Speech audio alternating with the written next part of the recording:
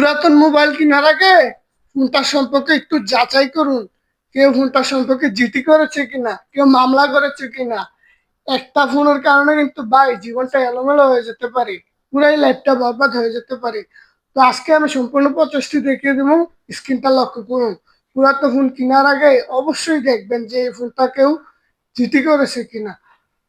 Dial pad আসলে লিখবেন *06# লেগে এখান থেকে আইনি নাম্বারটা কপি করে নেবেন অথবা নোট করে নেবেন। তো আমি কপি করে নিলাম।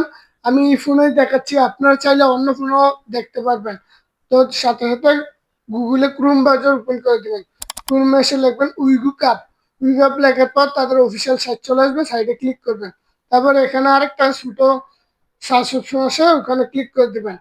এখানে এসে লিখবেন IME লেখার সাথে সাথে তাদের একটা পোস্ট চলে আসবে, এই পোস্টের উপরে ক্লিক করবেন। তারপর একটু নিচে চলে যাবেন, এখানে একটা বাটন আছে ফোন চেক, এই ফোন চেকে ক্লিক করে দিবেন।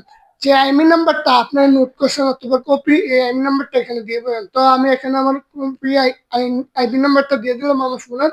এখান থেকে দেওয়ার সাথে সাথে একটু নিচে চলে আসবেন, এখানে লেখা আছে লক ডিভাইস চেক, এটার মধ্যে ক্লিক করে দিবেন। এটার মধ্যে ক্লিক করার সাথে সাথে কিন্তু এখানে আমাকে দেখাচ্ছি। তারপর এখানে আবার আরেকটা ক্লিক করবেন। এখানে দেখুন লেখা আছে ডিভাইস ইজ ক্লিন। এখানে যদি কোনো সমস্যা থাকতো, কেউ যদি মামলা করতো বা জিডি করতো, তাহলে এখানে শু করতো যে নাম্বারটা দিয়ে মামলা করে কিংবা জিডি করে। তো আশা করি বন্ধুরা ভিডিওটা দেখে উপকৃত হয়েছেন। দেখা হবে আবার নতুন ভিডিওতে। আল্লাহ হাফেজ। কয় মিনিট সেটা